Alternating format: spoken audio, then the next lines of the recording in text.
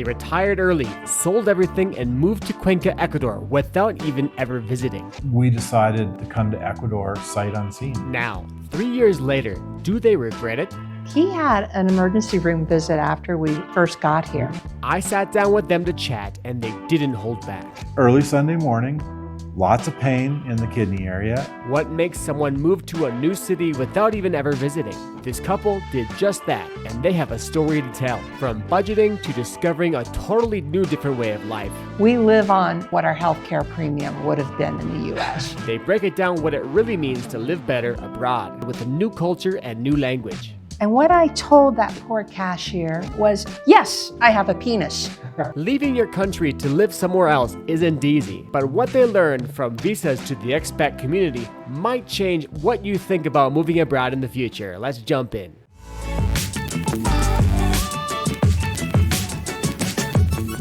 I have these really cool guests that have a lot of interesting information to give to you. Let's go ahead and get to know them. What are your names? Dan Wallander, Ruth Morris. And where are you guys from? I'm originally from Montana, and Ruth is originally from Ohio. And we met and lived in New Mexico most recently in the Albuquerque and Santa Fe area for 26 years. And where are we currently now? Cuenca, Ecuador. We are in Rio Amarillo at the foothills of the Andes Mountains. How did you guys end up in Cuenca? We came here on vacation originally on a motorcycle tour. We toured around the country for 2 weeks, 4 motorcycles, 4 people. We went all around Ecuador. We never made it to Cuenca. When we decided that Ecuador was our permanent home away from home, we decided to come to Ecuador sight unseen, or to Cuenca sight unseen. And one of the things that was attractive was the altitude, the climate, and that Cuenca had 4 rivers. Being in Albuquerque, the Rio Grande was running dry certain parts of the year. And I thought, 4 rivers, it always have water.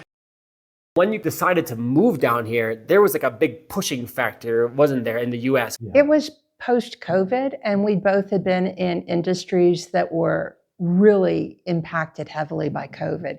And as COVID led up, you start to look at your life and decide what's important. And for us, we had a situation where we had the ability to retire early if we came someplace more affordable than the U.S. In the U.S., you have to be 65 to get on Medicare, and neither one of us were all that close to 65. So I would have had another 7 years of work to be able to afford to pay for my U.S. health insurance before I got to Medicare. Let's talk a bit about the pull factors, because you had visited Ecuador. What did you really like on that first trip? The climate was awesome. The size of the country was attractive. It's almost the same size as New Mexico. Cuenca and Albuquerque almost have the same identical population size, 600,000. So it almost became a logic exercise.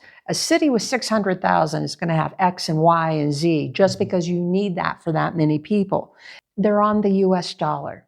You worked in finance, and this was a big factor for you. I was what's called a registered rep, which is a stockbroker's license. There's so much that changes when you move offshore, and it was one less piece of the puzzle to try to figure out. I didn't have conversion cost. I didn't have to worry about runaway inflation. Why did you not decide to go to Quito or some of the other high elevation areas? Because you like the weather of the high elevation cities. Quito was too huge. It was, how long did it take to get the motorcycles out of there? Like an hour and a half. What exactly are you living in? That's a very important thing for people to understand, is the cost of living. It's a duplex, so we have the first floor. It's about 2,000 square feet. It's 4 bedrooms with 3.5 baths and full kitchen, garden out the back, which is ours. And we're paying less than $500 a month for this. Less than $500 for this? Yes. Wow, and that's an excellent price. we pay $24 a month for electricity for us. The internet's $40 a month. We live on a budget of about $2,500 to $3,000. When I was doing the math in the US, I did not catch what now is about an $800 a month bill for us, which is entertainment, Spanish lessons, music lessons, personal trainer. Those are all discretionary. So if you take that away from our, say, $3,000, $2,200 a month, and that's going to cover rent, utilities, eating out, medical insurance premiums, 4 cell phone lines. What's the one cost in Ecuador that surprised you the most? Vets are very affordable, but quality pet food is a different story. It's $92 for a 7.5 kilogram bag of cat food, which is about a 20-pound bag. So speaking of food, because I want to talk a bit about that, and let's not talk so much about cat food. In terms of groceries. So that has a lot of variety to it. If you go to the mercados, produce is incredibly cheap. You cannot carry by yourself $10, $12 worth of produce. If you go to Supermaxi, it is very similar to going to Trader Joe's as far as price goes. Sure. So our food budget, I would say, is about $500. And that is an incredible amount of fresh produce.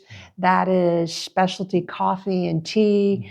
That is, there's a butcher in town. He's a gringo, and he does specialty cuts of meat. I've met expats, explored prices, walked the streets, and looked into safety. If you're serious about Ecuador, check out my full playlist for real boots-on-the-ground info.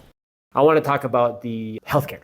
We pay $125 a month for health insurance. We live on a little bit more than what our healthcare premium would have been in the US. He had an emergency room visit after we first got here. We'd only been here a couple months. 9 weeks. So early Sunday morning, lots of pain in the kidney area. It turned out it was kidney stones. His emergency room visit, IV, medications, painkillers, special urologist consult came in on a Sunday, ultrasound, 7 hours. We walked out for $311. In the US, you would be billed for your ER visit right around the tune of $500. Your physician, your ER physician, would be another $175. Your specialty consult, if they came in, anticipate about $250. How was your daily routine here? I'm retired. I'm not working. Right now, I have 3 sessions of Spanish, one on Monday, one on Tuesday, and one on Wednesday for 4 hours total. I also have a cribbage club I go to once a week. I meet with friends for playing music twice a week. I also ride motorcycles, so I do have those trips. I don't use the motorcycle for daily travel, but I do use the motorcycle to go visit places out in the country. I have a fairly busy life, but none of it's mandatory. I end up at the gym a lot. I came with a lot of hobbies, and I've integrated into art community of a lot of local Cuencans. I also just finished writing my first book. Being retired, and because you get lonesome for other gringos, a lot of socializing with gringos is eating out. How was the expat community? We really wanted the opportunity to be with expats, with an expat community and all the information that that has, and also try to be able to integrate ourselves a little bit, at least, into the Ecuadorian culture. The people that we know, of course, are super friendly because we know them. We've had common experiences. We have, I believe, more friends here than we did back in Albuquerque. WhatsApp is so critical.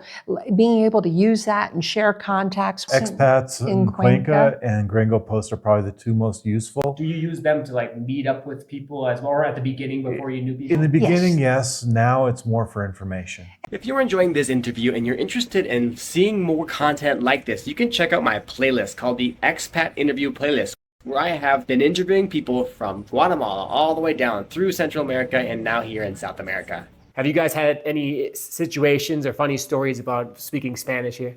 The cashier asked me if I had exact change, and I came back with, "Sí, yo tengo un penny." And I'm like, that's not right, is it? The word that I needed was called a centavo. And what I told that poor cashier in the crowded store when it fell quiet was, "Yes, I have a penis."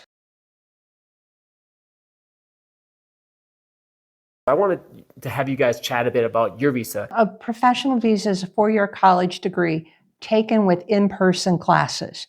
And you submit a copy of your diploma, a copy of your transcript, and a notarized document from your university saying these were taken in-person classes. Your income requirement is less. So at the time that we came in, it was one basic salary, $425 a month. Whereas the retirement visas are more, the investment visas require money in the bank.